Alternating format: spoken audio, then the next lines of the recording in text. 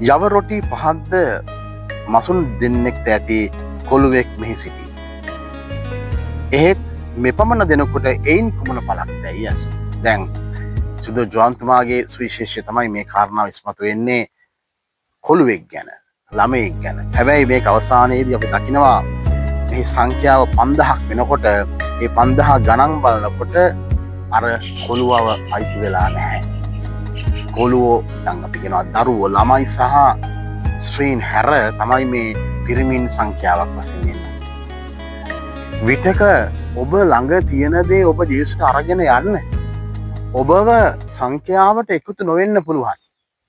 ඔබ කළ දේ ඇස නොගැටෙන්න පුළුවන්. හැබැයි මතක තියාගන්න ඔබ ළඟ තියෙන දේ අරගෙන ගියාම ජේසු ඉන් මහා නැත්නම් එහින් බහුල වැඩකට ඔබ දුන් දේ ප්‍රයෝජනට ගන්නවා. ඉතින් අපි විය යුත්තේ ඒක තමයි.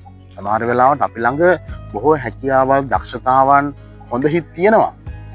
එක්ක අපි ඒවා ගිහින් දෙන්න ලෝභයි. ශ්‍රමදානයක්, පල්ලියේ වැඩක්, නිසමේ වැඩක්, ගමේ වැඩක් වෙන්න පුළුවන්. ඔබ ළඟ තියෙන දේ ඔබ නොබියව, නොපැකිලව ගිහිල්ලා දෙන්න. උන්වහන්සේ ආශිර්වාද කරනවා ඔබේ උත්සාහයට. ඔබට දෙස පිටයි.